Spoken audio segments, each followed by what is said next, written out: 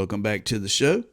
James Rule XRP on this beautiful Sunday morning. I have been doing my research. I've been looking at meme tokens. I've been getting rude comments on X, but I don't care. I'm having fun. You know, a lot of us out there are messing with these meme tokens on top of the XRP ledger.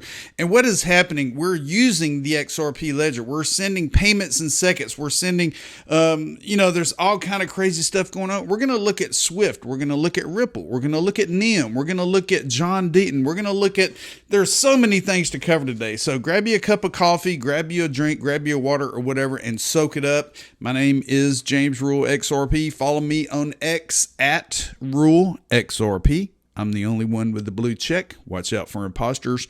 Let's go ahead and get after it. If you missed my interview with King Karan yesterday, you missed a great interview, but you can go back on my channel and watch it in its entirety. He is the CMO of Monerex. Monerex is a Web3 bank building on top of the XRP ledger. You're going to learn about his crypto journey, the use cases for the utility token MXI, and also a mention of the utility NFTs for MXI holders. Check it out. Check out the video. I had a really great time. It's about a 30-minute video.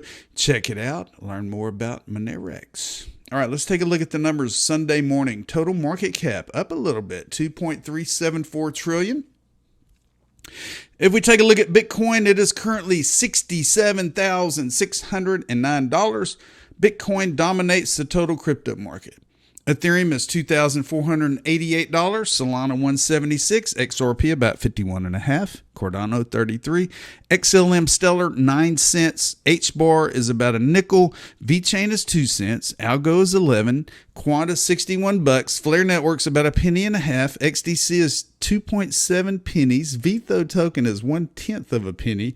You got Casper, you got Songbird at 5/10 of a penny, and there's all kind of different tokens to look at. But you know what? So many newbies out there are looking for the dollar sign. They're not looking at these utilities that are sub-dollar. They're looking for something that's $1, that's $5, that's $67,000. Well, if you have been in this space as long as myself and much of the XRP and the crypto community on social, you'll learn that it takes testicular fortitude to hold on to these digital assets as long as we've held on to them, because we're the 1%ers.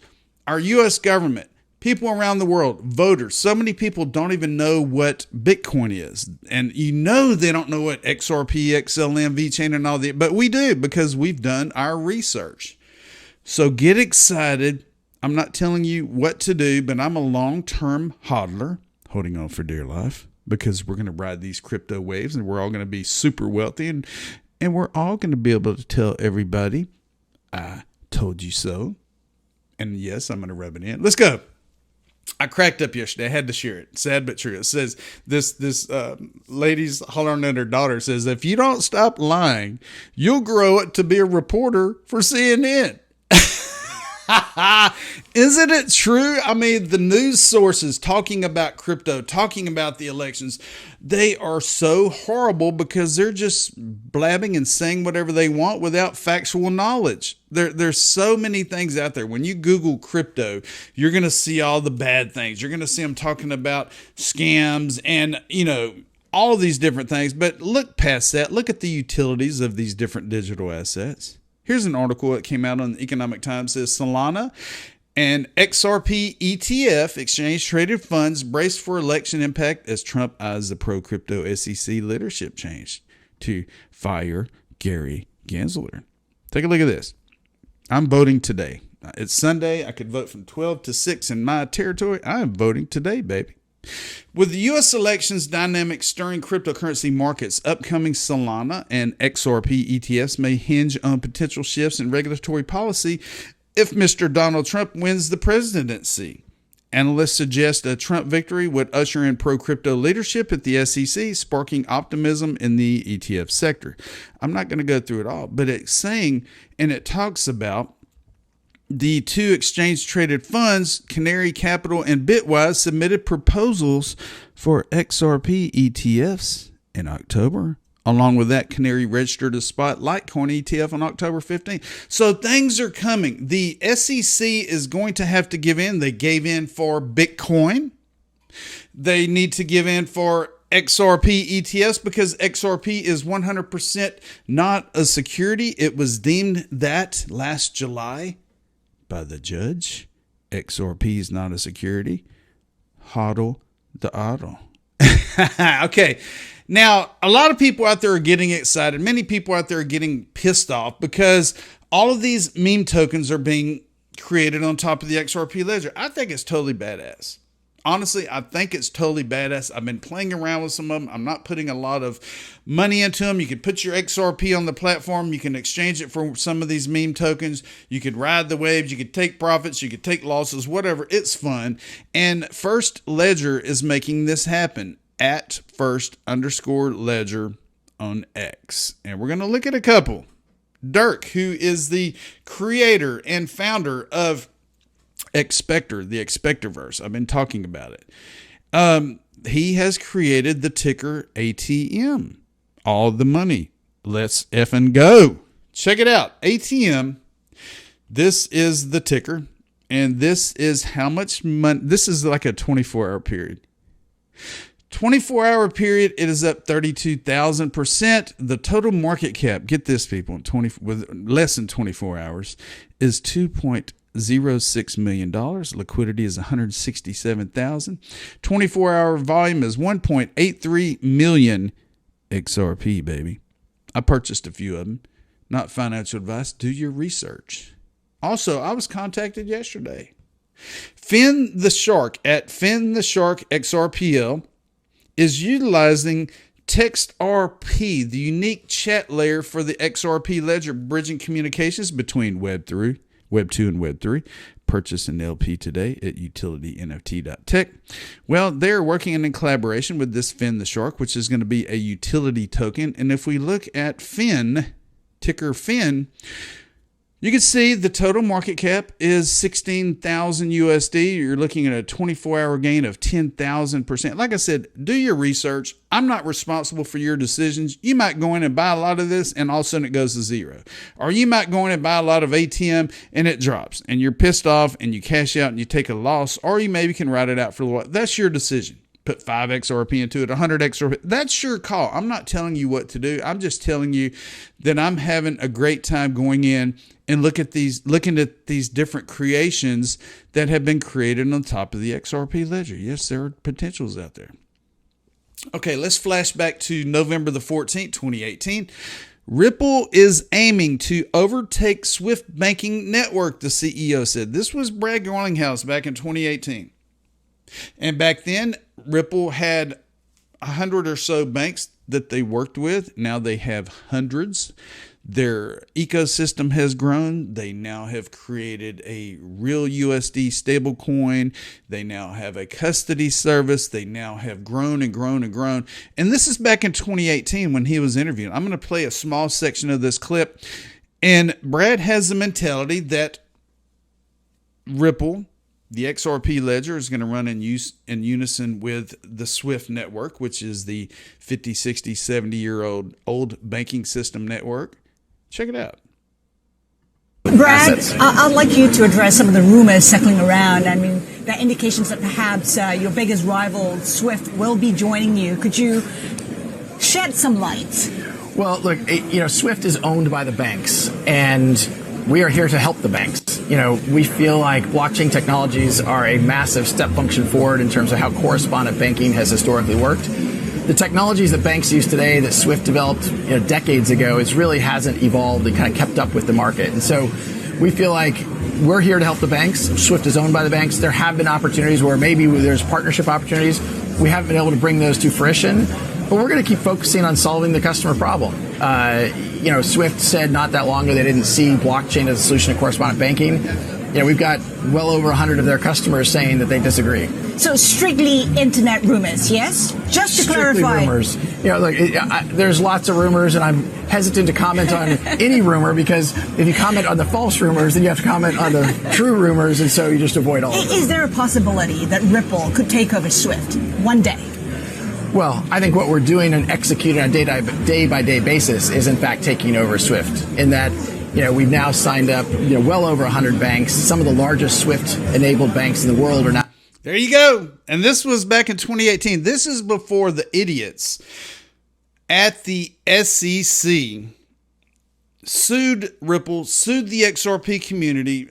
Just this ETHgate, this William Hinman, Fruition Productions is coming out with this release of XRP Unleashed, and I don't have the tab pulled up, but it is going to get this ETHgate issue out to the masses. I'm not attending any of these events. I have to work, but a lot of the XRP community is going to be in Houston and be in California and Georgia and all the above. But yeah, I mean, this was back in 2018. This was 6 years ago, or 5 or 6 years ago.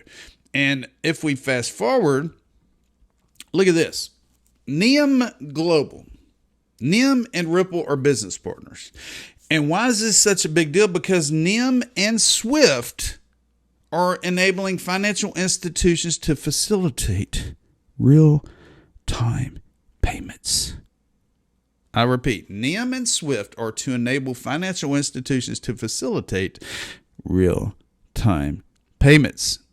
As you can imagine today, a lot of it. Subjective views got this out there. This is Alex Johnson. She's with SWIFT. No, she's with NEM. I'm sorry. I'm sorry. I'm butchering it all up. But Ripple partner NEM plus SWIFT equals faster global payments. Take a look at this quick video right here.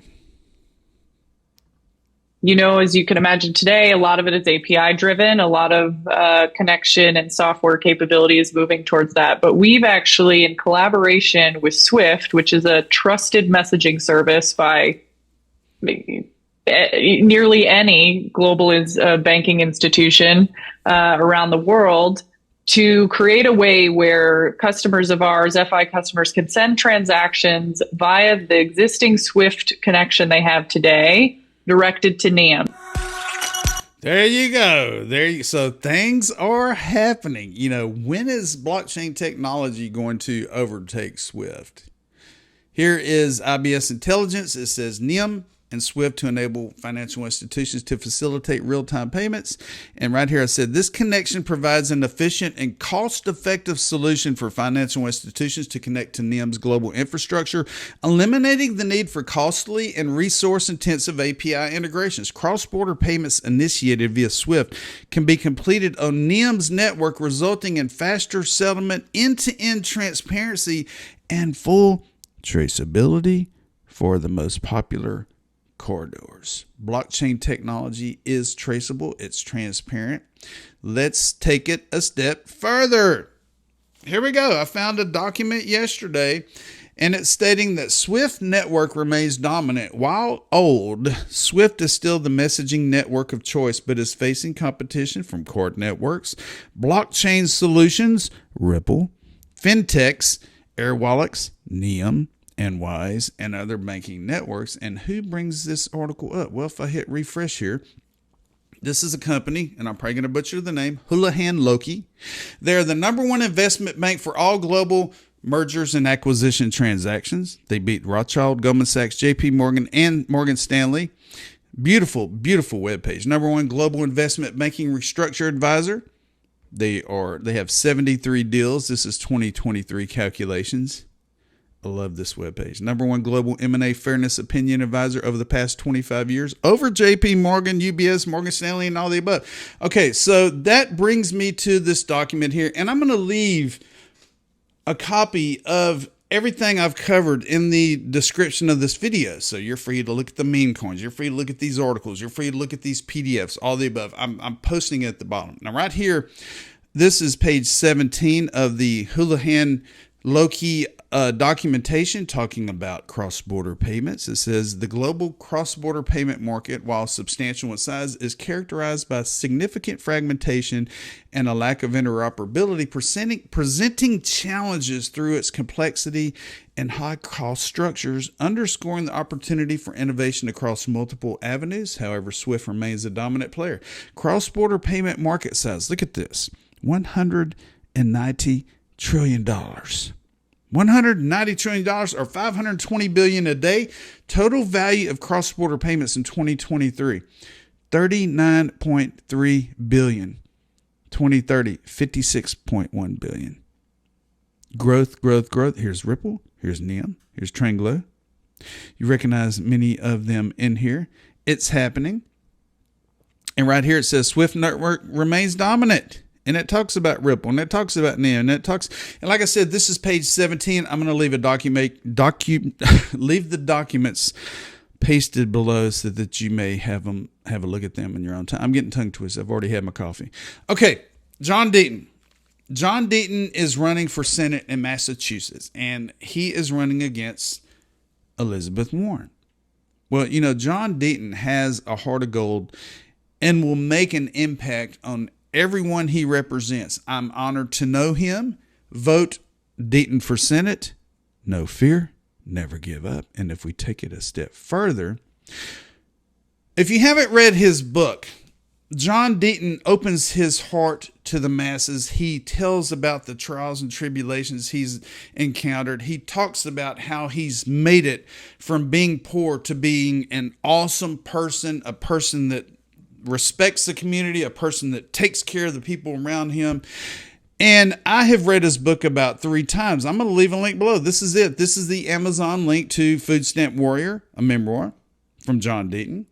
And I've read it 3 times. It has the Kindle, the audiobook, the hardcover, the paperback. It is available on Amazon. I'm not getting any credit for getting this out there, but John Deaton deserves everything we can give him. And I'm going to end this video, whether it's copyrighted or not, I don't care. I'm going to play the video because right here, October the 26th, he states that during our debates, Elizabeth Warren lied about the things that he's openly written in his memoir, Food Stamp Warrior. Here's a look at how career politicians and their lies impact the perception of public service of young people. This is a really touching 2-minute, 20-minute video. I'm going to end the video with this. Have a lovely weekend. Have a great week, because my name is James Rule, XRP, and I told you so. Hi, Boo Boo. Hi. How are you? Good, how are you? Pretty good. How's California treating you? It's good. When I told you that I was thinking about getting in the race. I didn't want you to run. We both said we didn't want you to run. Politicians are associated with being liars and sellouts. I don't believe that you can win a political race without compromising your values or without selling out. Nothing's changed. I'm still incapable of selling out, and I'm still going to be honest. And I think the book is an example of why people resonate with it. Like they say, hey, okay, he's flawed. He's not a perfect guy. He makes mistakes. I think people are ready for that. I'm getting emotional right now. That's all right. Because it hurt me reading how much pain you went through in your life. It was like I was experiencing them as you. Shame on anybody who tries to use the things that you have come forward with and the experiences that you lived to try to throw that back in your face. So I'm sorry I get emotional, but... No, listen, the thing to know is the book, writing it is relieved all that. So, for 40 years, you don't mention that you're raped as a child. I could never even say those words, and now I can say them in front of 50, 100, 200 people. And so it's a part of healing. Listen, I honestly believe that my life experience has prepared me to lift people up and to not fall for that negativity. People like drug addicts and drug rehab write me. They read my book and it inspired them to get off drugs. I've had grown men who unfortunately experienced sexual abuse as a child and they had never shared it. I believe in my heart that people want positive, uplifting leaders, not leaders who are going to just point the fingers and blame. I think that my life experience, including writing the book and admitting to all those things, prepared me to be able to be a deliverer of hope.